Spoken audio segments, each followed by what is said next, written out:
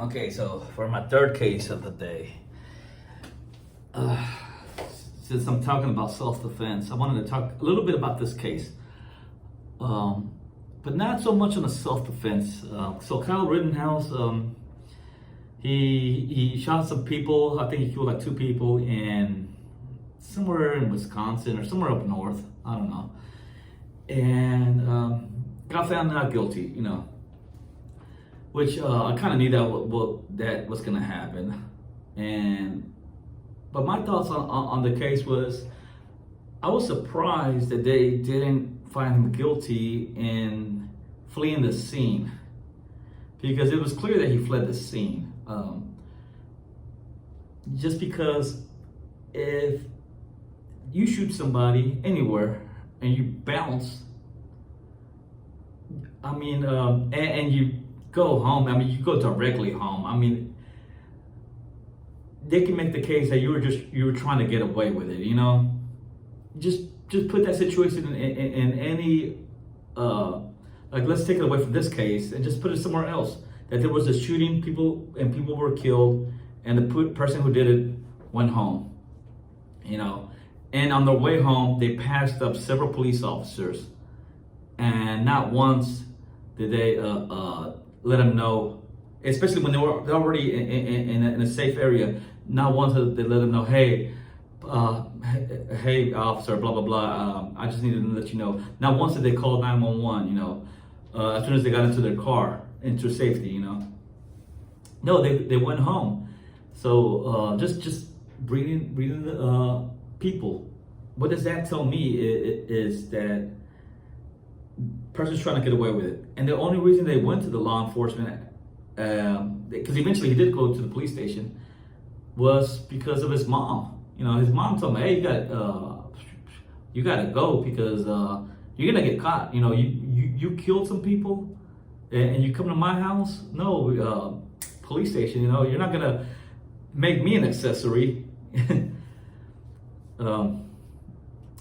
Which, if somebody does come to you with, they tell you they did a crime or something, tell them go to the police right away. Don't become an accessory and get caught up in charges when you didn't have nothing to do with nothing. So if just word of the wise, if you come up and tell me you did something, I'm not getting involved. I'm like, hey, no. Don't take me down with you. Keep your secrets to yourself and stay away from me. So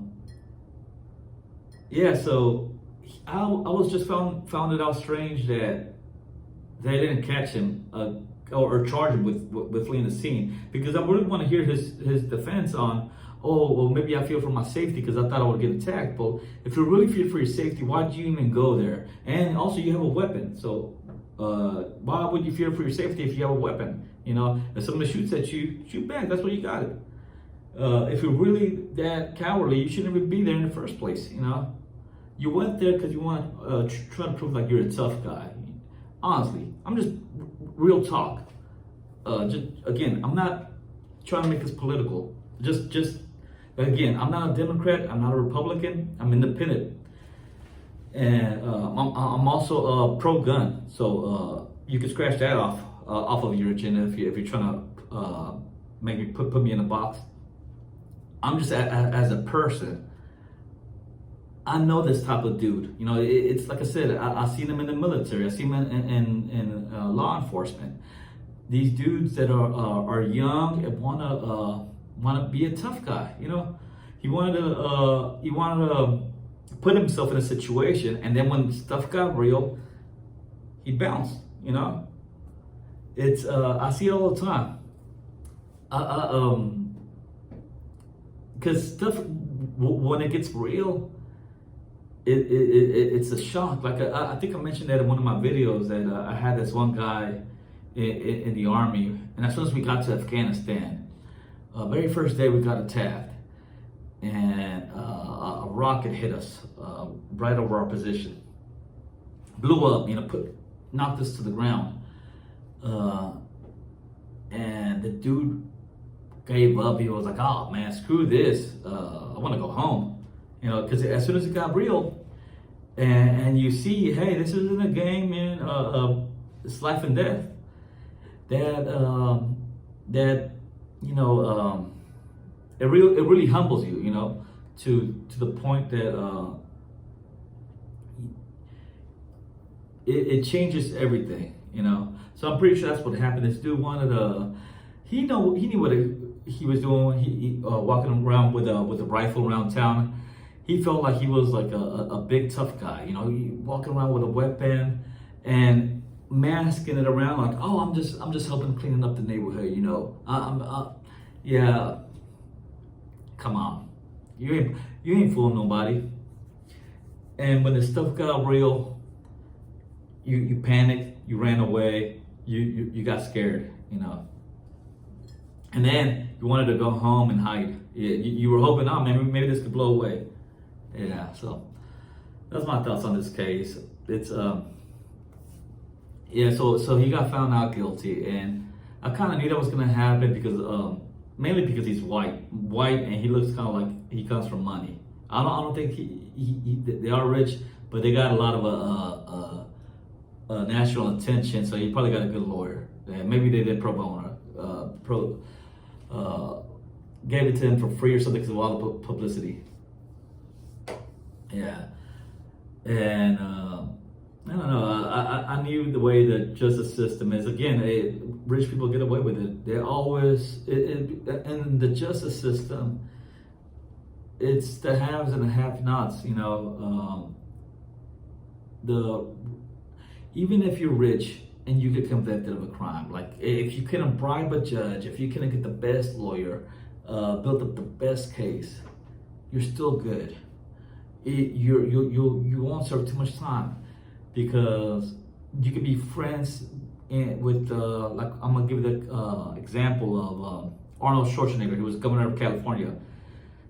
He was friends with a guy whose son was in jail or in prison, I think for murder, and Arnold pardoned him. You know why? Because he's friends with his dad. You know, Donald Trump pardoned a bunch of people that he was friends with. That one police officer in Arizona, he got convicted, and Donald Trump pardoned him. Again, why? Because they're friends. You know, when you're in an elite circle, you play by different rules than the average person. You know, and so I kind of knew how it was gonna what the results gonna be, and therefore you're asking what would I do.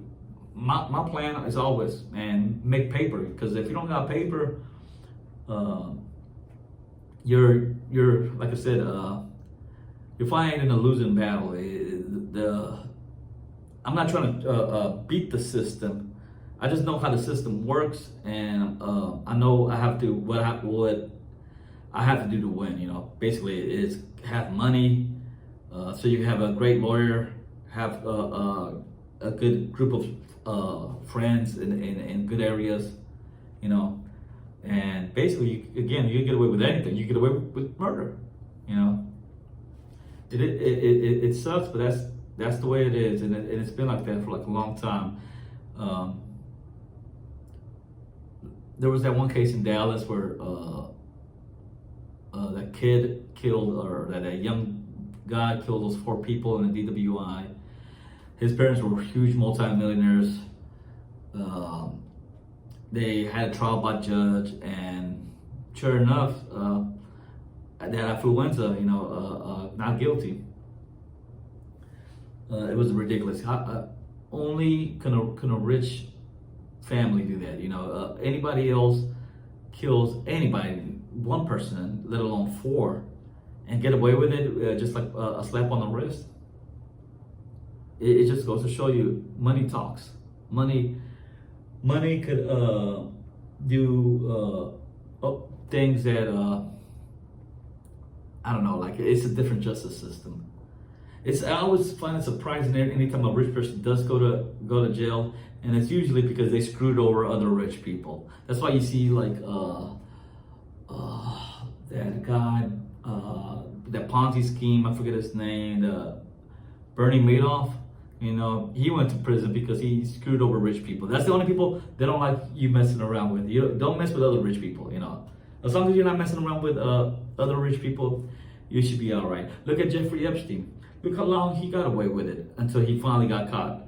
You know, and then, yeah, I guess the official story is he committed suicide. But even if it, which I always thought was weird because he would have got away with it. He could have got a pardon, you know. He knows so many people that he could have gotten a pardon, you know.